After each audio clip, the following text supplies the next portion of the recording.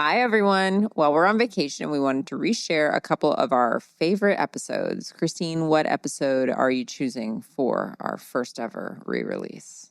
I'm going with Mixtape. I think since we recorded it, I totally rediscovered Devo, and I can't get no satisfaction. I was resistant for so many years because I associated Devo with an ex, but I gotta say, they're one of my favorite bands now, and I'm buying their records, and I'm kind of hoping more people rediscover or discover Devo like I did.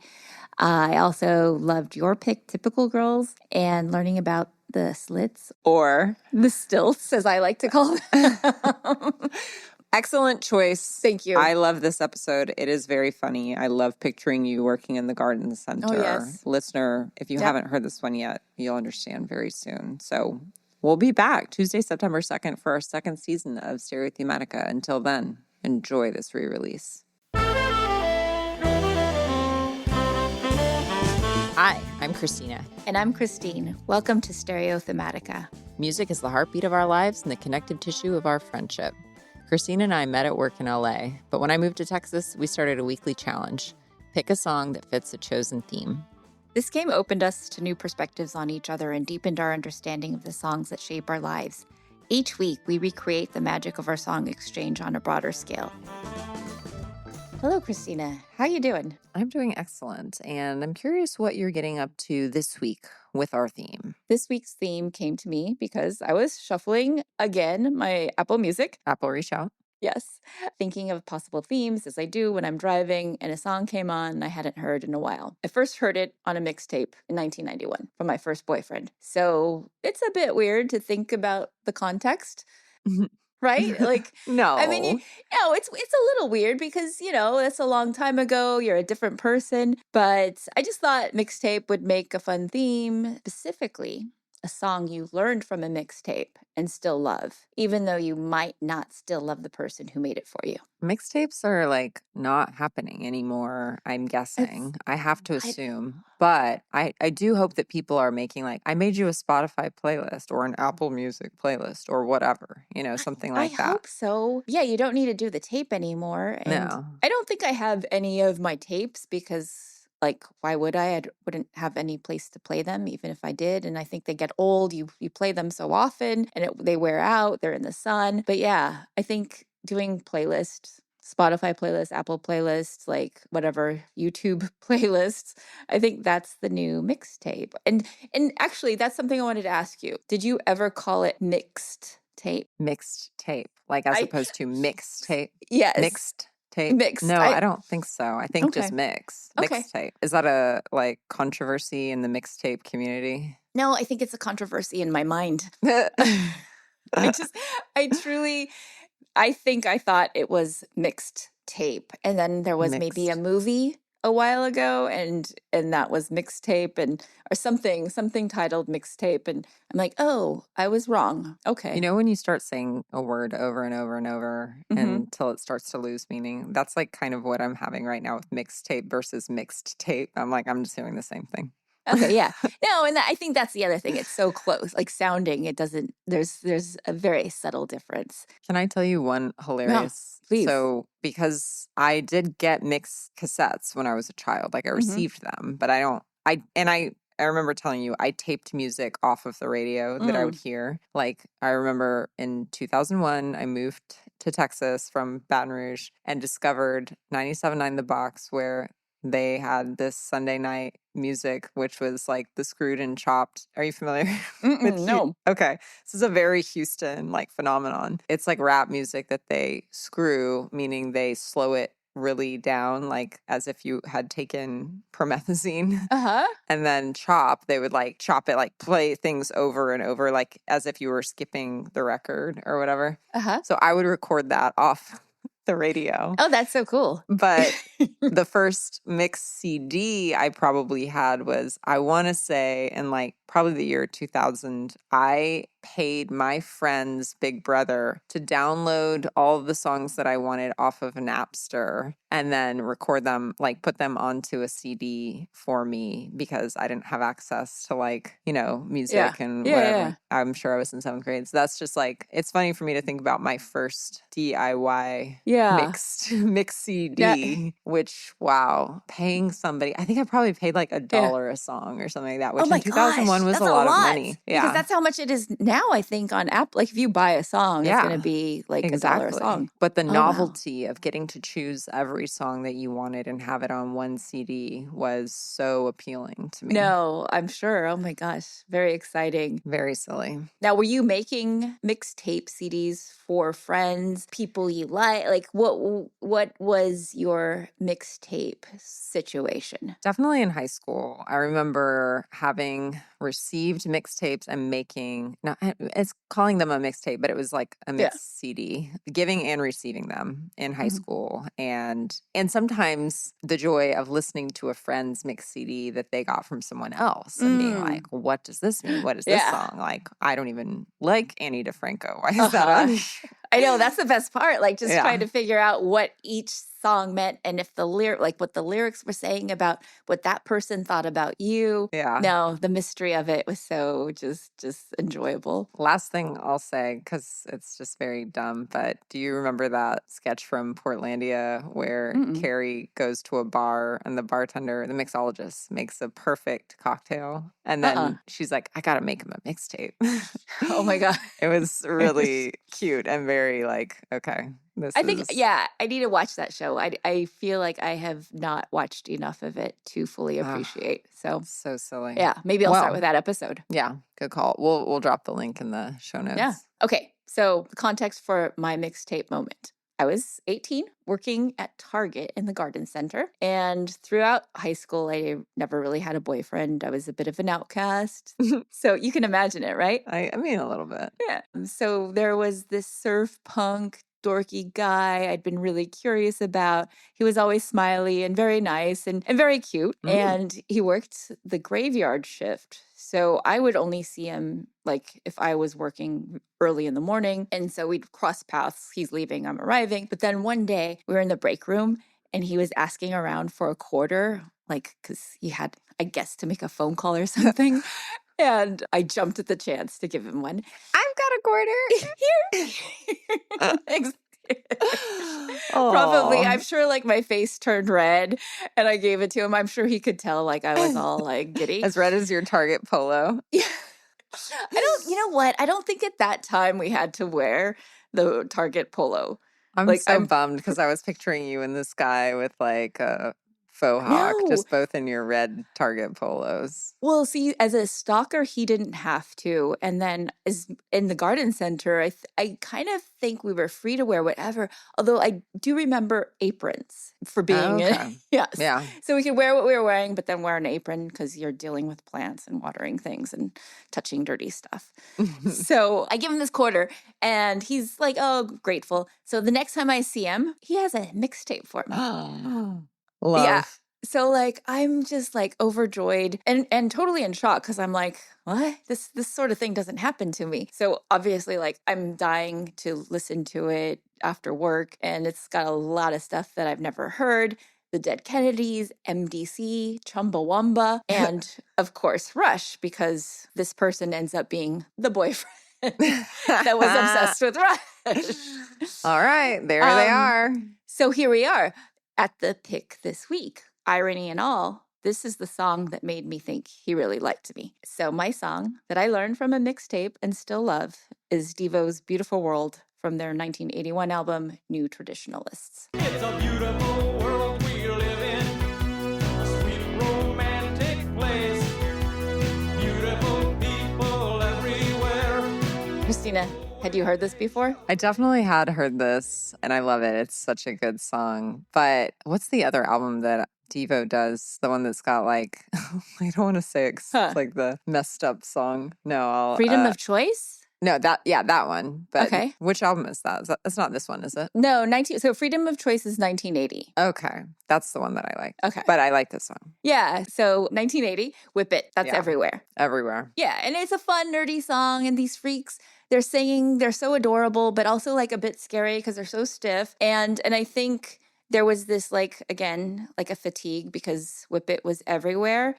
So at that time, I was like never really Devo obsessed. Yeah. But I was obsessed with the sitcom Square Pegs. Now, I think I've mentioned this show to you before because it really was formative for me. It was on 82, 83, so not too long. It's like the original Freaks and Geeks with these two awkward girls trying to fit in at high school, one of whom is Sarah Jessica Parker. And the show was created by an SNL writer, Ann Beats. You got all the tropes before they were really tropes. The bitchy popular girl and her oafish boyfriend who's actually nice. And then kind of has a little thing with Sarah Jessica Parker's character. At least like there's flirtation and there's always hope that something will happen. There's the super geeky guys, the preppy, and the really out of it teachers. And of course, Bill Murray once played a substitute teacher on the show.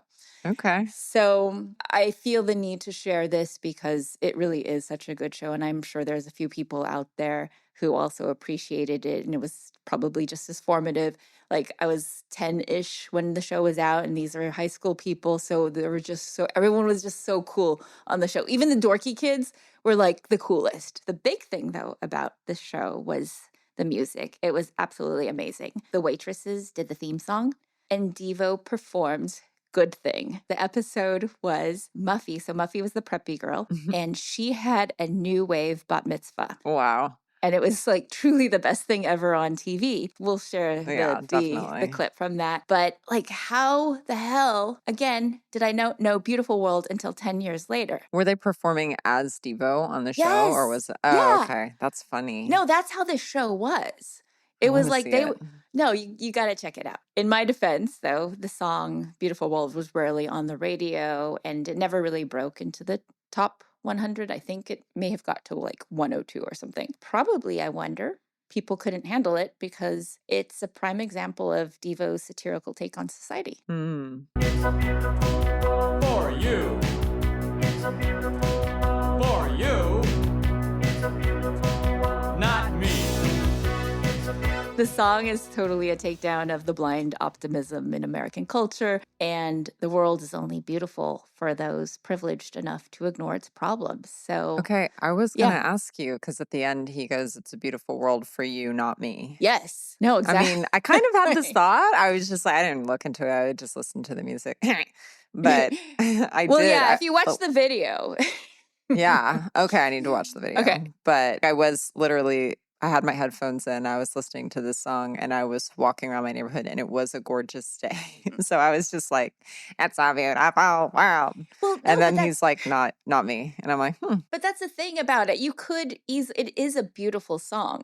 Like if you're just listening to it without paying attention to the lyrics. Yeah. And then you start to like think about it and you can't help but sense the irony, especially if you like listen to it within the context of just Devo's work and how they are in general, and they're going to have a take, and they're going to be very critical of like mainstream society. But the video makes it very clear. So the lead singer, Mark Mothersbaugh, he's dressed up as what they called Boogie Boy. And that was like what they said was the spirit of infantile de-evolution. And that's what Devo's all about, the de-evolution of society. Okay. And so there's these clips of like cheerful like 1950s, 60s Americana contrasted with riots and pollution, war and car crashes. Oh, wow. So it's pretty dark. And that Boogie, do you know Boogie Boy? Can you picture him? No. So creepy. And I think part of the reason I didn't get into Devo as a kid was because that Boogie Boy was just a little too uncomfortable to look at. I have to look at it right now. Sorry. Yes. I need to know what this... Oh, yeah. Right? No, this is scary. I know. But it's so interesting that it's like, it's so scary and such a beautiful song. And they're such a good band. They're such like an amazing band. And actually this album, because of this episode, I've been listening to it like pretty obsessively, like just over and over. And I'm like, this is pretty much, I think, another no skip album. Oh, okay. So yeah, I'm very motivated to go out and get the vinyl because, why not? Why not? Gotta support the record store. Hell yeah, dude. If we don't do it, who will? I know. So this song, though, in 1999, Target coincidentally used it in a commercial without the satirical content. Did you and your boyfriend manifest this? I know. That's kind of crazy. I actually don't even when in 1999, I don't know, I wasn't watching much TV, so I didn't see the commercial. It's something that came up in my research, but isn't that crazy? And that it's is just actually fun. hilarious. Yeah. And it's probably not lost on, the members of Devo who were selling the rights to the song to Target to be like, yeah, you can put this in your dumbass big box store commercial. No, exactly. Lord, that's amazing. I need know. to go find that commercial too. Yeah, we'll have it in the show notes. Oh my God, that's so funny. What a really cool deep dive. I am having the best time picturing your surfer geek boyfriend, and y'all working at Target and just stealing glances in the break room. Yeah, fun time. Oh, cute. It's fun to think about it. If you have a photo from that time, please send it to me. We'll see about that. Well, speaking of societal commentaries and all, I'm very excited to hear about your pick this week. Yeah. So I'm going to jump right into it and share with you my song that I learned from a mixtape is Typical Girls by The Slits.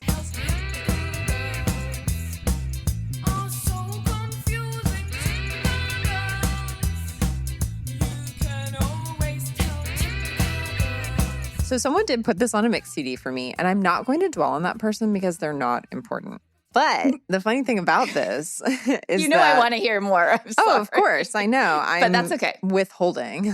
And it truly is. It's like so I got the mixtape from the person pretty soon after I started dating them. And the funny thing about this song in particular is that the person who put it on the mix CD, who, quite obviously had a crush on me, they made me a mix CD. That's like what you do, you know? They probably thought this song would resonate with me because I'm not, or they perceived me to not be a typical girl, something that the song rails against. So before I get too much further with the song, are you familiar with the Slits, Christine? Or the stilts, as I think of them. I don't know why. I can't say slits. It just, in my mind, I see stilts. I hear you. So, no, I wasn't familiar with the Slits, the band, but the song I was. So really? And I have to probably credit that ex-boyfriend because this very much up his alley, the Slits, the band. And I was so happy because I think when you shared it, I hadn't heard it in such a long time, probably since the 90s. Oh, cool. Yeah. And I don't know, this might have been my introduction, from this mixtape, although there is a really cool cover that they did of Heard It Through the Grapevine, which is, yes, we love those covers, but that one, it's very recognizable. So if you're unfamiliar, maybe Google that to start with. But the Slits are this badass woman-led punk group from the UK, punk, post-punk, whatever you can call it you want. But they have this, I don't know if this is true, but I'll just repeat it now for lore. But they have this, kind of history of they started the band before all of them could even play instruments, which is punk rock. And I love that. That is. But the lead singer is named Ari Up, and she has such a distinctive voice and delivery. And she started the Slits in 1976 when she was 14 years old. Wow. Which, I love a young virtuoso. And she has a very distinctive voice, I think, in some part because English is her second language. She was born in West Germany. And her parents were both involved in the music industry. Her mom actually ended up marrying John Lydon, aka Johnny Rotten from the Sex Pistols. And by the late 70s, after they'd been around for just a little while, the Slits were actually opening for the Crash. I'm sorry. For the Clash, speaking of stilt slits. So yeah, she is a badass. She is not your typical girl. Fake smells.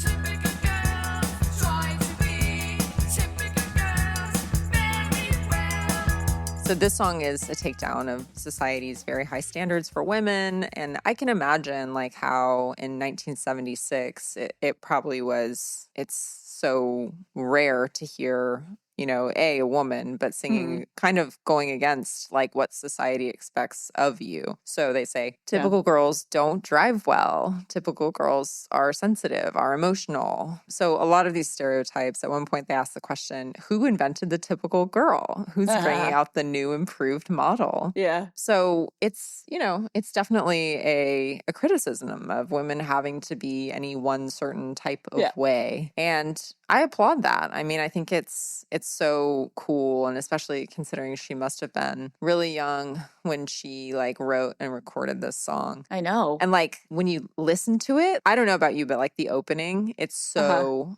it's one of those kind of like, I know we talk about like dysregulation. Yeah. It's like that really jangly. Oh, like, yeah. like, and she's even kind of, it's not whispering, but it's like a quiet talking. And there's kind of some things that feel like she's saying them under her breath. So this one even, it kind of catches you off guard a little bit too. But the funny thing to me, I love this song so much. And the thing that I take away from it is like, I'm actually not ashamed of a lot of the stereotypes that they go against in the song. Like, I am sensitive, I am emotional. Sometimes I am easy to anger. So it's kind of funny that some of this typical girl behavior is something that I am like, yeah, that actually does describe me and my, you know, personality and who I am. So the person who put this song on a mixtape, mix CD for me was probably thinking like, oh yeah, like this chick and she's so different and whatever. But I'm like, no, F you. I get to decide like how I'm a typical girl or not. And I can be a badass punk like Ari Up if I want to, or, you know, women, we contain multitudes. Sometimes we fit stereotypes and sometimes we're so far out of left field that it's impossible to put us in a box. I love that. And honestly, like this song feels to me more like it's about a typical dude that has no concept of any type of woman. Yes, good call. But it is so great. And have you seen the video? Because the video is insane. Oh my God, no, I actually haven't seen the video. I mean, they're just short fun. attention span. Yeah, we'll make sure to share the video. Yes, so definitely. It's a very fun watch. And it makes you even like appreciate them more and this song more and just the band. And I do want to explore the slits more. I mean, I have to assume that it's a euphemism, right? The slits. Right? I'm guessing, right? I would guess. And maybe that's why it's uncomfortable. Yeah, I like that. Because there's another like female punk band called The Cramps. Yeah. And I like that, you know, The Cramps, like, hey, we get cramps. Yeah. But then I was like, it would be really fun to start a cover band of them called The Tamps. Like, tampons. But I'm like, it's already close enough. We're good. Well, that's it for my pick. Well, okay. Do you want to give us a preview of what we'll be talking about next week? Yeah, next week we're going to be hearing and exploring the unusual. I wonder what that is. Mm-hmm. I actually really wonder. But I think I know. Thanks for listening to Stereothematica. If you're still listening, you must like us a little bit. So please consider a review, a rating, or sharing with a friend. And subscribe now on your favorite platform. That could be Spotify, could be Apple. And follow us on Instagram, where you can share your songs that you learned from a mixtape and still love, even though you might not still love the person. And visit stereothematica.blog for more fun.